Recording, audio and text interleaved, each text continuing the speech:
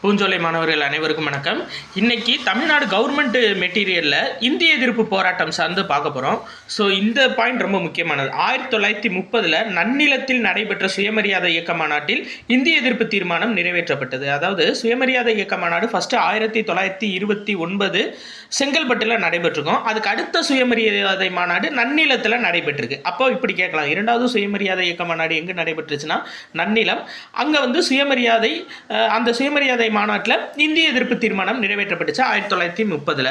அடுத்து இந்த பாருங்க, முதல் முறையாக இந்திய எதிர்ப்பு போராட்டம் 1937 நடத்தப்பட்டிருக்கும். எதுக்கு அப்படின்னா 37 to 39 ராஜாஜி முதலமைச்சராக வருவார்.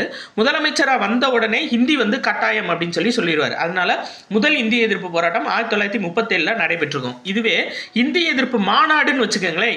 அதாவது பாவேந்தர் பாரதிதாசன், முத்தமிழ் காவலர் கியாபே விஸ்வநாதன் இவங்க 2 பேரும் இணைந்து திருச்சியில் முதல் இந்திய எதிர்ப்பு மாநாட்டை நடத்தியிருப்பாங்க. சரிங்களா? அப்போ முதல் இந்திய எதிர்ப்பு போராட்டம்னா 1937. அதே முதல் இந்திய எதிர்ப்பு மாநாடு எங்கே அப்படின்னு கேட்டாங்கன்னா திருச்சியில். சரிங்களா? பாரதிதாசன் மற்றும் கியாபேவி. அடுத்து சுதந்திரத்துக்கு பிறகு ஹிந்தி எதிர்ப்புன்னு ஒன்று இருக்கும். சரிங்களா? இந்த பாருங்க, சுதந்திரத்துக்கு பிறகு ஹிந்தி எதிர்ப்பு ஆக்சுவலாக என்ன ஆகும் அப்படின்னா 1965 ஹிந்தி தான் அதாவது இந்தியாவில் ஹிந்தி ஆட்சி மொழினும் ஆங்கிலம் அதோட துணை மொழின்னு அறிவிச்சிருப்பாங்க 1965. அதனால் 1965 ஜனவரி 26 திமுக துக்க தினமாக கொண்டாடி இருப்பாங்க. அதனால் அப்போ 1967 திரும்ப அறிஞர் அண்ணா முதலமைச்சராக வர்றாரு. வந்த உடனே என்ன பண்ணுவார் அப்படின்னா இருமொழி கொள்கையை தமிழ்நாட்டில் கொண்டு வந்துடுவார். 1967 அண்ணா முதலமைச்சராகிறாரு.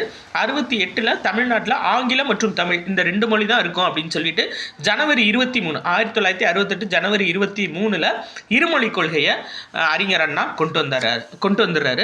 இது கவர்மெண்ட் மெட்டீரியல். நீங்கள் டைரெக்டாக போயிட்டு எம்ப்ளாய்மெண்ட் வெப்சைட்லேயே ஒரு ஐடி கிரியேட் பண்ணிவிட்டு நீங்கள் இந்த மெட்டீரியலை டவுன்லோட் பண்ணிக்கலாம்ப்பா.